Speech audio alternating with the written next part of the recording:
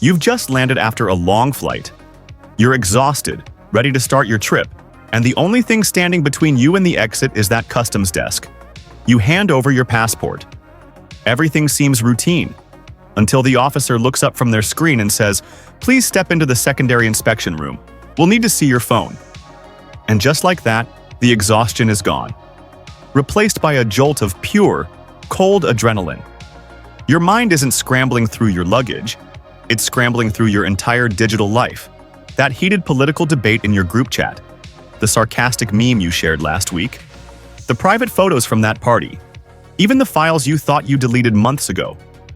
This isn't a random bag check by the TSA. This is U.S. Customs and Border Protection, CBP, and they operate under a completely different and much scarier set of rules. They don't need a warrant to demand your passcode. Their authority is backed by powerful military-grade forensic tools from companies like Celebrite that can recover deleted files, text fragments, and cache data you forgot even existed. And that's after their AI systems may have already scanned your public social media post before your plane even touched down. Think it won't happen to you? Last year, CBP conducted over 47,000 of these digital searches. That's a massive jump. Travelers have been detained for hours, had their visas canceled, and been put on the very next flight home, all because of a misunderstood joke, a sensitive work email, or a photo taken at a location that was flagged. The greatest risk you face when you fly isn't turbulence. It's the digital trail you carry in your pocket. But you can protect yourself. Here are 8 ways to secure your digital life before you even pack your bag. First things first. Deleting those embarrassing photos or clearing your browser history the night before your flight is, well, it's basically useless. I mentioned those forensic tools. They don't just undelete files. They pull data from the memory of the chip itself. They can find fragments of messages you thought were end-to-end encrypted and deleted. So the real fix? Your digital cleanup doesn't start at the airport. It starts 30 days before your flight, not 30 minutes before boarding. Your very first move a month out is to make a full encrypted backup of everything important. Use iCloud, use Google Drive, use a physical encrypted hard drive. The key is that this backup stays home while you travel. Once you know that data is safe, you can start the cleanup process without panicking about losing that data forever. Now, here's where most people mess up. They wait until the last week and just frantically mass delete everything. Don't do this. CBP's monitoring systems can absolutely flag suspicious activity patterns. A phone that's been obviously and recently wiped is, in many ways, a bigger red flag than a normal messy phone. You want this cleanup to look natural, spread out over time. So, what are you looking for? Start with work documents. Any confidential client info, any trade secrets, any internal memos that aren't public knowledge. Get them off your device and onto that encrypted backup. Move on to personal photos and videos. Be brutally honest with yourself. Could any of them be misinterpreted? A joke that might not land with a stone-faced federal agent? A photo from a legal protest? Get them off. Then, hit your messages and social media. That angry rant about your boss in a group chat? Gone. The folder of edgy memes you're not sure are totally harmless? Nuke it. That PDF of a controversial book you downloaded just to see what the fuss was about? Get it off your device. And finally, political content. It's your right to have it, but at a border, it can absolutely raise eyebrows and lead to hours of extra questioning. The goal isn't to create a completely sterile, empty device. That actually looks more suspicious. The goal is to make your phone look like a boring utility, not your personal private diary. You want to keep some normal photos, a few casual apps, and basic functionality that shows regular use, without revealing your deepest secrets. By week 3, that's 1 week before your flight, start logging out of non-essential social media and messaging apps. This is key. It cuts the connection to the cloud-stored data. CBP policy technically limits searches to data resident on your device, meaning data physically stored on the phone's chip. But anything cached for offline use counts as resident data. Logging out helps clear that cache and severs the easy link. In that final week, you should be logged out of all personal accounts. The only things you should be logged into are your essential travel apps, your airline app, your hotel reservation, your maps. This methodical 30-day approach gives you a device that is clean, but not suspiciously clean. It's the difference between a tidy room and a room that's been bleached by a cleanup crew. You want the tidy room. Alright, so you've cleaned your phone. But maybe you're carrying really sensitive data for work, or you're a journalist, or you just don't want to risk it. This brings us to the next level strategy, the clean device. This is where most people get stuck. Should you buy a cheap burner phone or just factory reset your main device? Here's the truth. Both strategies work. They both solve the exact same problem. They keep your sensitive personal data physically separated from the device that crosses the border. Let's break down the burner phone approach. This means picking up a basic, cheap smartphone. You load it only with essential travel apps. We're talking maps, your airline app, your hotel booking, maybe a travel guide. But, and this is important, you can't just carry a brand new out-of-the-box phone. Again, that's a huge red flag. You need to age it. Load it with some normal-looking activity beforehand. Take a few random boring photos, your cat, a sunset, your lunch. Add a few basic contacts, your mom, your travel partner. Have a browsing history that shows you looked up best coffee near my hotel or weather in destination city. Make it look used, but boring. Now, the factory reset method. This is where you keep your main phone, which has some advantages, but it takes more planning. You'll do that full, encrypted backup we talked about. Then, you wipe your device completely clean, a full factory reset. Then, you reinstall only those essential travel apps. You travel. When you return home, you wipe it again and then restore from your pre-travel backup. Why would anyone do this? Well, professional road warrior travelers often prefer this method because border agents see your familiar device. Your iPhone 15 still looks like your iPhone 15, with its normal wear and tear and scratches. It just doesn't have 2 years of your personal life on it. It removes the "why do you have a second cheap phone?" line of questioning. On the flip side, journalists, activists, or anyone handling extremely confidential sources will almost always lean toward the burner phone. It provides maximum air-gapped isolation from their primary digital identity. So, how do you choose? Think about your risk level. If you're a business traveler with some standard but proprietary work files, the reset method is probably fine. If you're handling legally privileged data, confidential sources, or sensitive political content, you want the complete separation of a burner phone. Both strategies achieve that same goal, physical separation. Your real digital life stays home, safe. The key is committing to one approach weeks before your flight, not scrambling at the airport when it's already too late. This next one is a legal shield, and it's one of the most important things you can do. Your Face ID or your fingerprint sensor might unlock your phone in a fraction of a second, but it is also your single biggest legal vulnerability at the border. Here's why. US courts have consistently ruled that biometrics, your face, your finger, your voice, do not have the same Fifth Amendment protections as a password. Let's translate that from lawyer speak. CBP officers can legally compel you to unlock your device using your face or your finger. An officer can literally just hold the phone up to your face while you're talking. You don't even have to agree. Your face is, well, it's public. It's seen as a physical characteristic, like a key, not knowledge. When they force you to place your finger on the scanner, the courts see that as being more like requiring a fingerprint for a booking, not as forcing you to reveal knowledge that could incriminate you. But a passcode. A passcode is different. A passcode exists in your mind. The courts have ruled that it represents testimonial evidence, something you know. Forcing you to reveal what's in your mind is a much higher legal hurdle. It bumps right up against your right against self-incrimination. So here's the play. At least a week before you travel, turn off all biometrics. Go into your settings and disable Face ID. Disable fingerprint unlock. And while you're there, Disable those shortcuts that activate after a biometric failure. On an iPhone, go to Face ID and passcode and turn off all the toggles. On Android, go to Security and disable fingerprint and face unlock. Then, replace your simple 6-digit PIN with a strong alphanumeric passcode. I'm not talking 1, 2, 3, 4, 5, 6, or your birthday. I'm talking 12 characters minimum, mixing letters, numbers, and symbols. Something you can remember under pressure. Coffee for travel is way better than password 123 or your pet's name. This isn't just a technical tip, it's a legal one.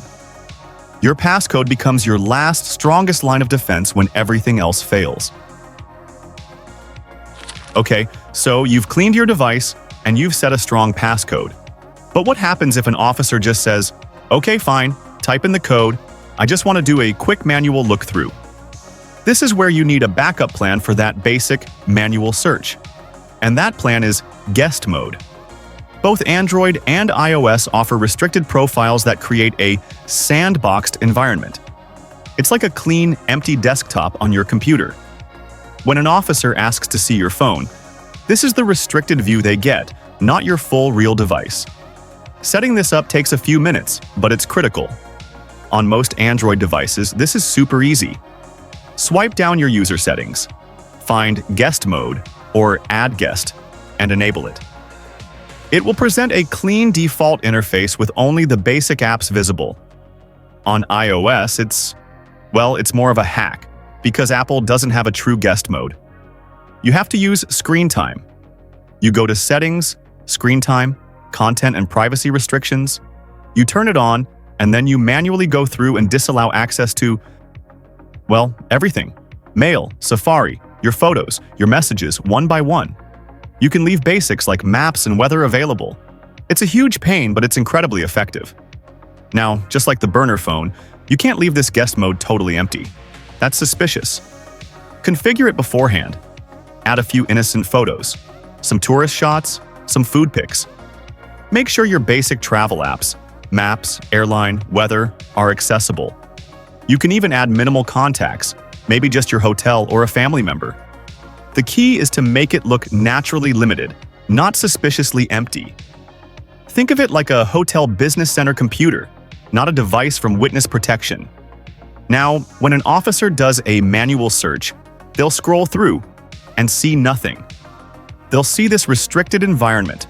It satisfies their basic inspection, and your real sensitive information stays completely hidden. Let's be clear, this strategy is for basic manual searches. This will not stop those advanced, plug it into a machine, forensic tools. But it will handle the vast majority, maybe 90%, of CBP device inspections, which never go beyond a simple manual review. It gives you a legitimate way to comply with the request while protecting your privacy. Here's a detail most travelers completely overlook. Your phone number. Your phone number is a digital fingerprint. It's the one unique key that connects every account, every message, and every online activity directly to your identity. When a CBP officer sees your regular number, they can potentially trace it back through years of linked accounts, social media profiles, and messaging services.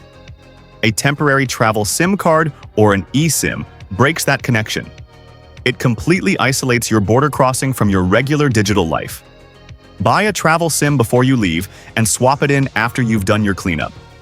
This gives you data and connectivity, but it doesn't automatically give you access to all the personal accounts that recognize your primary number. That new temporary number won't have years of text message history stored in the cloud. It won't be linked to your Facebook, your Google account, or your banking apps that send verification codes. eSIMs make this strategy even simpler, since you don't have to physically swap a tiny piece of plastic. Most newer smartphones support eSIM. You can download and activate a temporary number from services like Airalo, Holafly, or even your home carrier before you even leave. You can even have both numbers active at once, keeping your primary number turned off, or on data only, while you use the travel number for the actual border crossing. Configure your essential travel apps, like Uber or your hotel app, to work with this temporary number. But, and this is critical, do not link it to your sensitive accounts.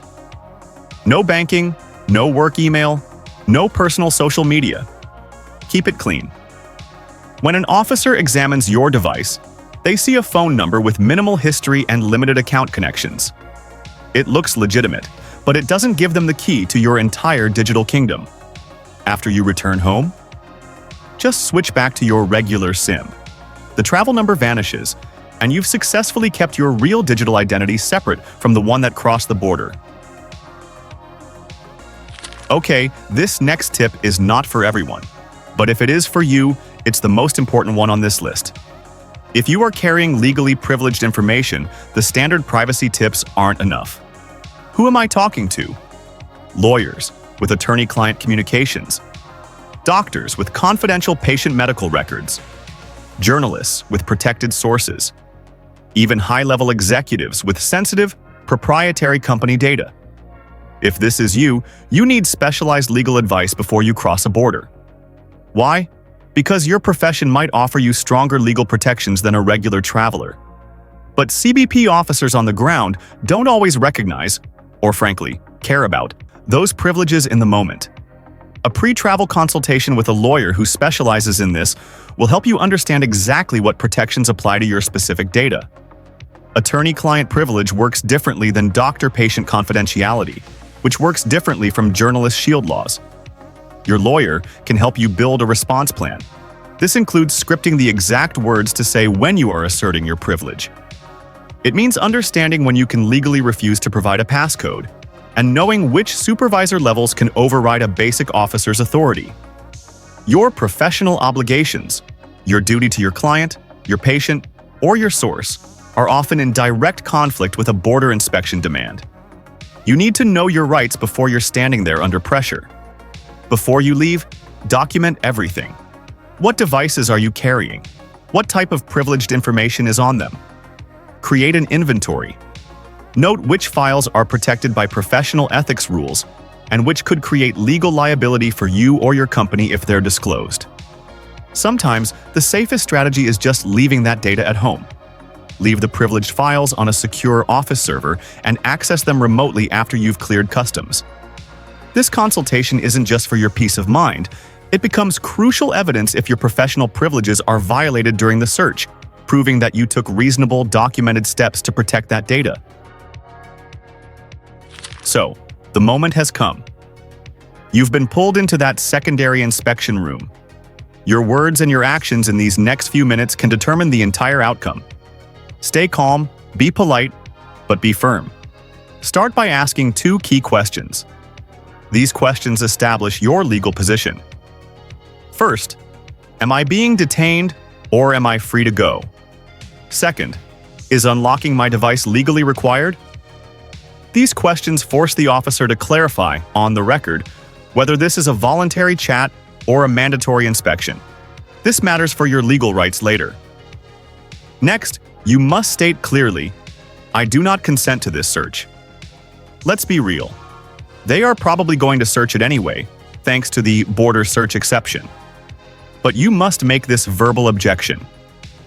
Do not physically obstruct them, but do state your lack of consent. This preserves your Fourth Amendment rights for any potential legal challenges later. If you are carrying that legally privileged data we just talked about, say so immediately. Officer, this device contains attorney-client privileged information.